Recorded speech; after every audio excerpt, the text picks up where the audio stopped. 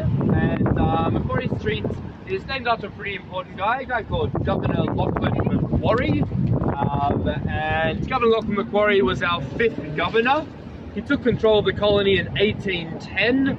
Was a very influential governor, so much so that after his death, hundreds of things have been named after him.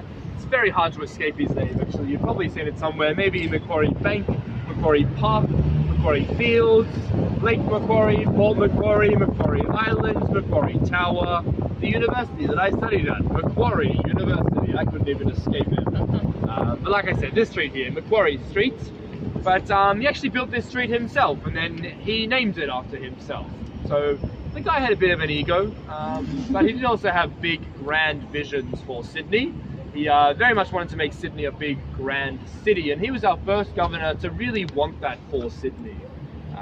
So while he was in control, he did a lot of building to achieve this. He built roads, bridges, wharves, public buildings as well, and did all this building with the aid of convict labour. So the convicts coming out to Sydney, they were serving a labour sentence out here. So, oh sorry, not labour sentence, transportation sentence. But part of that transportation sentence was labour work. And they pretty much laid down the foundations of the city that we stand on today. They're a mix of male and female convicts. They weren't just coming from London as well. Any other part of the British Empire too. Scotland Island, even places further afield like Jamaica and things like that. And once they'd finished serving their time, they had a choice. They could either head back to England or back home if they wanted to.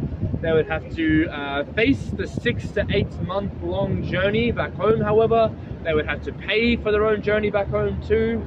And they were heading back to a whole bunch of not much waiting for them back there. A tarnished reputation and not a lot of job prospects available. Their other option was to stay here. They were considered free citizens after they served their time, paid for any work they were then doing in the city or colony, and that's what a lot of them chose to do. That was a lot of Governor Macquarie's initiatives to try and keep the people here and grow the city that way. Governor Macquarie was also a big fan of architecture and nice town planning and things like that. He even had a favourite architect, a guy called Francis Greenway. Francis Greenway was a convict sent out for forgery, so being in the possession of a false banknote. But when he got out here, it kind of turned out he was the only architect the colony had at the time, so he ended up doing a lot of the important buildings.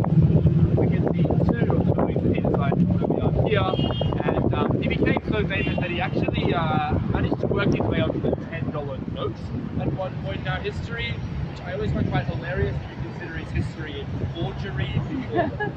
Comes around full circle there. But the 2 buildings we can see, firstly the one across the street, that's the Hyde Park Barracks. It was completed in 1819, built by convicts and designed by Francis Greenway. It was built to be accommodation for the convicts.